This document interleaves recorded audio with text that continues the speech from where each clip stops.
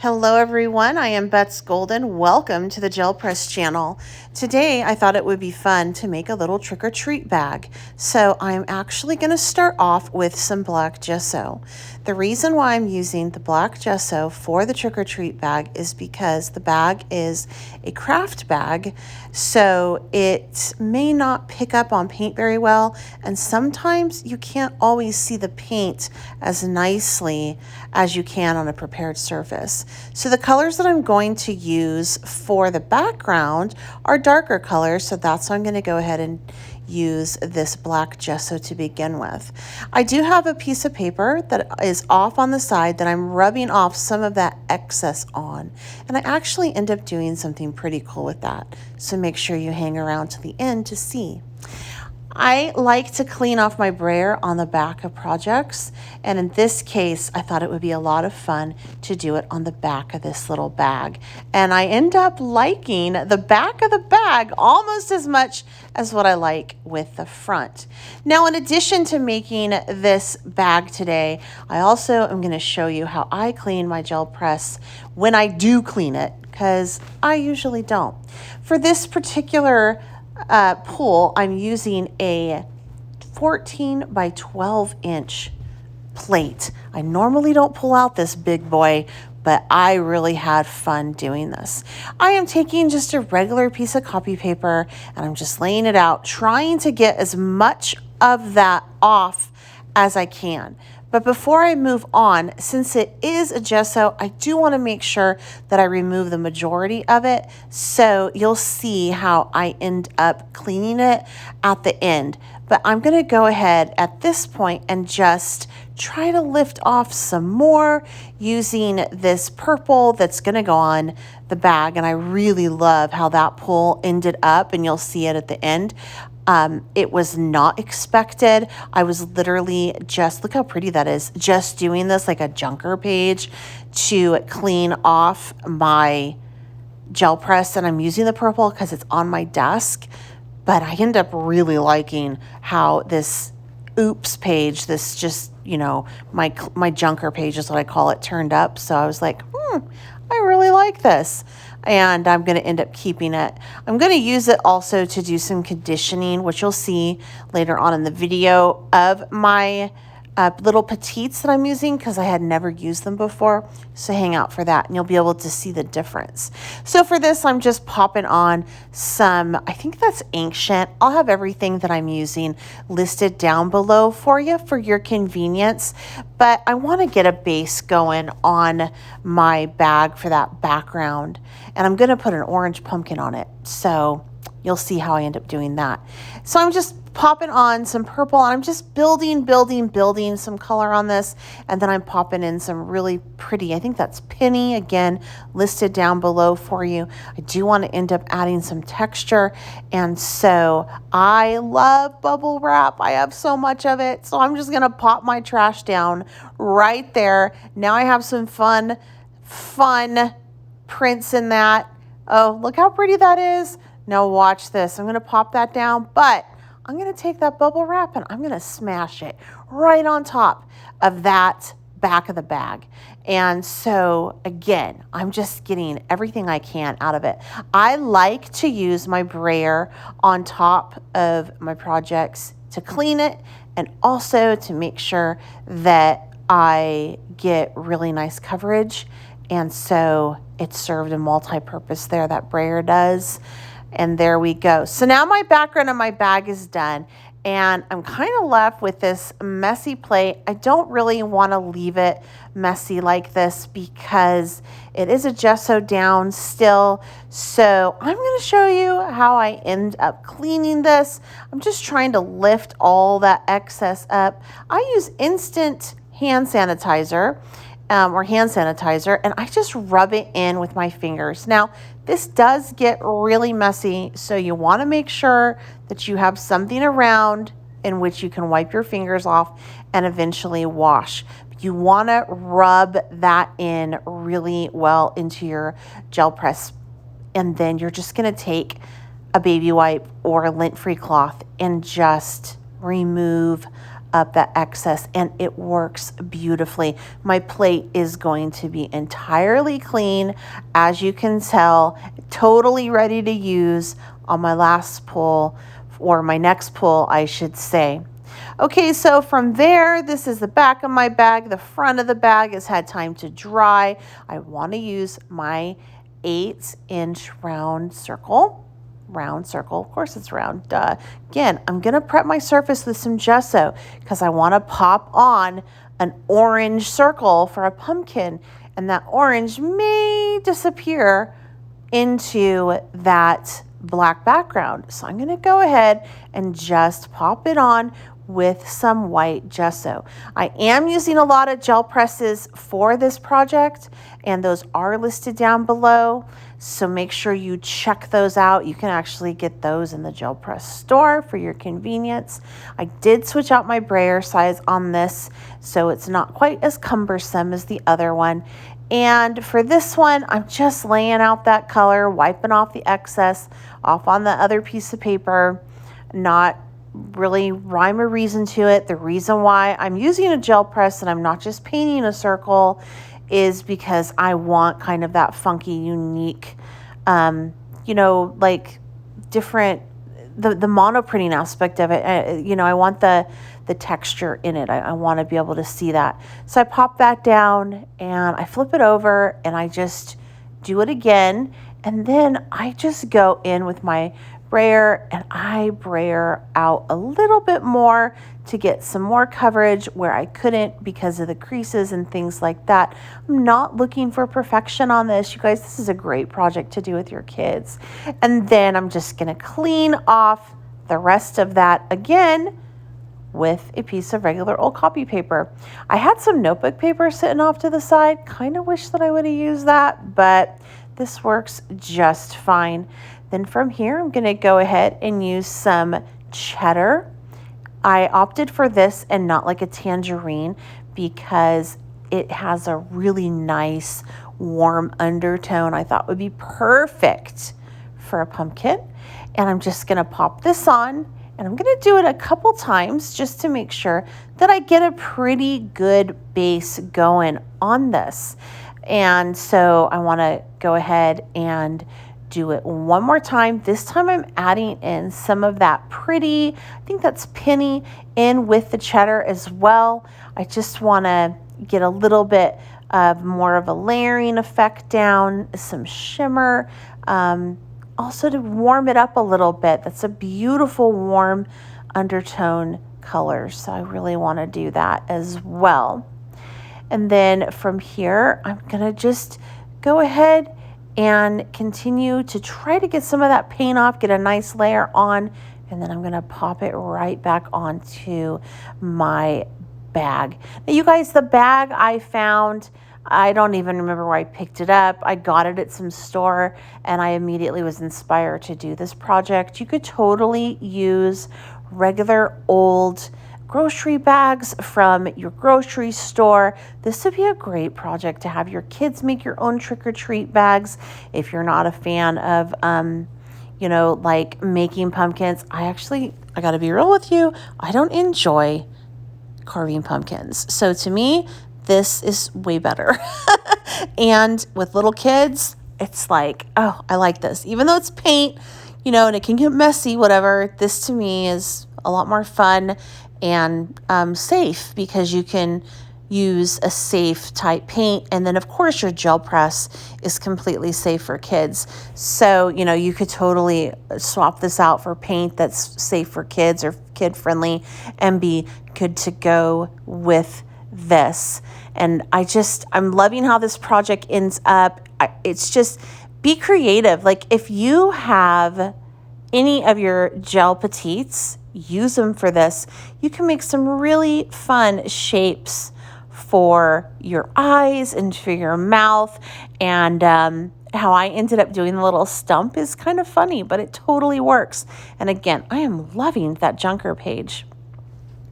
All right, so I'm just gonna make sure that that's nice and dry.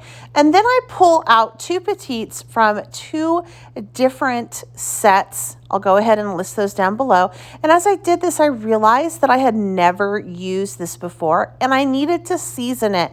What is seasoning? Seasoning is when you take your gel press and you just lay some paint out on it and you get it to just, to a point where it presses evenly and not splotchy. Now, for those of you that have used the gel press before, you guys, you probably know that you need to do this, but this channel is not only for people who want to expand their knowledge on how to use the gel press, but it's also for newbies. So I share throughout my videos on gel press and also on my channel, Betz Golden, how to do things that maybe some people may already know how to do, but it's super important for people that don't know how to do this or new to gel press that they know how to do these type things like seasoning the gel press plate so that you can get a perfect print, right? So I'm gonna actually went back and I'm using the black gesso on this because I kind of liked how it laid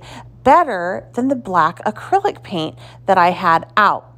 And I'm gonna go ahead, and the beauty of this is I can continue to pop this on as many times as I need to because it's super easy to lay it out since I can see the shape through the gel press and my acrylic block. So I can easily build that up.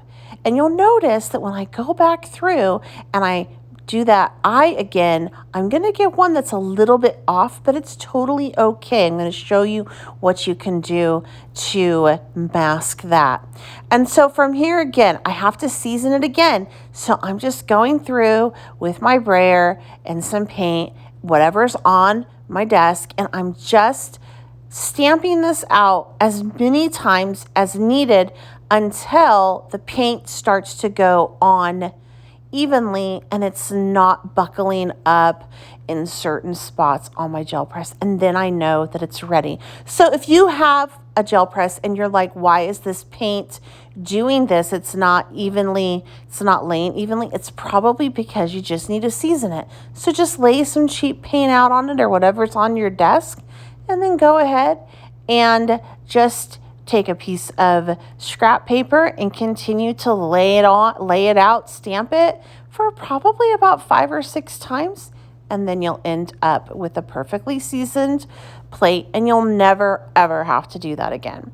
All right, so I'm just going back in and I want to darken up those eyes. So I'm just using a little bit of black gesso, and I'm even using my little petites as my as my little paint palette, you know, and so I'm just going back and forth between the two, layering out some paint on each of them, and it's working out really nicely. You guys, this was like a big play session to me. In my head, I knew what I wanted to do, but I wasn't quite sure how it was going to turn out, so there you go.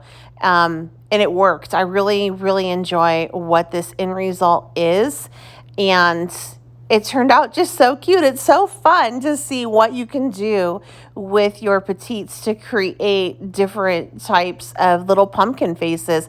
I almost did the lips on that, or you could even put a mustache over it. We have one set that has that. That would be super, super cute. So from here, I'm going to go ahead and just stamp off as much of that paint as I can, because I just want to make sure that I remove as much as I can, because I want to do my stem. Now for this, I'm like, how am I going to do that? I don't really have the right plate size that I want, so I use it as a palette, and I'm like, well, my brayer is about the right size for a stem, so I start to brayer it on, and I'm like, well, I like that, but it's not popping enough. How do I get it so that it'll pop and you can actually see it?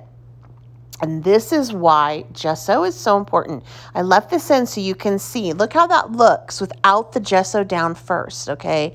How you can see through to the background. It doesn't really pop. So I'm going to go ahead and just add some white gesso. I really like what it does at the top there. It kind of leaves that funky shape, and I end up outlining that later, and I think it just makes it look even more realistic, you know. So once I get that all laid out, I just go ahead and let it dry. You want to let your gesso dry, and then I try this technique one more time. I'm using an olive, and boom, now that green starts to pop, starts to look more like a stump. It's not blending into the background. Now, I gotta admit, I'm not really loving it at this point, and I'm like, what can I do? So I pull out some different kinds of markers, and you'll see I'm going to go over the outside of my pumpkin and my stump, and it takes a few tries for me to get it right. That's okay. No harm, no foul. That's all good. And you'll see what I mean. In the meantime, you guys, if you have not subscribed to our Gel Press channel, I certainly hope that you consider doing so. We bring you tons of inspiration for the advanced artists and also for the beginners. I like to touch on everything when I do my videos, so make sure that you subscribe. If you have any questions or comments, please feel free to leave them down below, and we will be more than happy to get back to you with any kind of information that we have regarding your questions. That is what we love. We so love our community, and we have a wonderful Facebook group, so go check that out as well. And then, of course, head over to the website. There is a ton of information over there on our gel press plates, and also you can find everything that I'm using in the shop as far as the gel press goes. I have that all listed, and then of course I'm going to have the rest of my products that I'm using listed down below as well. These are paint over pins, you guys, and I didn't want to pull this particular one out because unfortunately I no longer can find it anywhere, and it's probably my favorite paint over pin, and I wish that it would be brought back. And I believe they're Jane Davenport pins, and they're just wonderful. So I will try to find you some alternatives that would work when you are trying to draw over your paint. But this particular one, I know I probably will not be able to find. I haven't been able to find it in a couple of years, and I'm going to cry when the ink ends up running out on this one.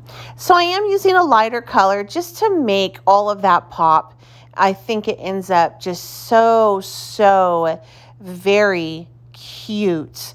And it's looking like a pumpkin. I'm pretty happy with it. However, as you guys saw, I had two pieces of paper that I was doing I call them junker pulls because I have no anticipation that they're going to turn out great. I use the cheapest paper I can find, copy paper, to do it, and I have no hopes that anything's going to come of it. But I end up really liking those prints on those papers. Not all of them, but some of them. And so I decide to do something else for this particular bag because it coordinates perfectly since I'm using all of the colors. So I'm just going through and adding a little bit more detail right here on my pumpkin. I'm putting in some lines with some pretty copper paint and just kind of making it look a little bit more interesting. Again, wouldn't this be a great project for your kids? Take this out trick-or-treating. It's so fun. I'm probably going to put a whole bunch of candy in it.